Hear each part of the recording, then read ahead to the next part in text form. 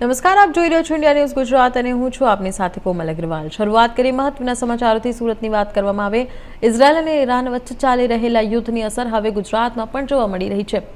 સુરત શહેરમાં commercial gas સિલિન્ડરની અછત સર્જાઈ હોવાની માહિતી સામે આવી છે। મળતી માહિતી મુજબ સુરતમાં એચપી ગેસ, ઇન્ડિયન ગેસ અને ભારત ગેસ કંપનીના કમર્શિયલ ડિસ્ટ્રીબ્યુટર્સને પ્લાન્ટ પરથી પૂરતો ગેસ પુરવઠો મળી રહ્યો નથી। શહેરના અંદાજે 67 જેટલા કમર્શિયલ ડિસ્ટ્રીબ્યુટર્સે જરૂરી જથ્થો ના મળતા ગેસ પ્લાન્ટ ઉપર ડિસ્ટ્રીબ્યુટર્સની ગાડીઓનો જમાવડો જોવા મળી રહ્યો છે। ગેસની અછતના કારણે રેસ્ટોરન્ટ, કેન્ટીન તેમજ ઇન્ડસ્ટ્રીયલ માર્કેટમાં કમર્શિયલ ગેસનો પૂરતો પુરવઠો પહોંચાડવામાં મુશ્કેલી પડી રહી છે।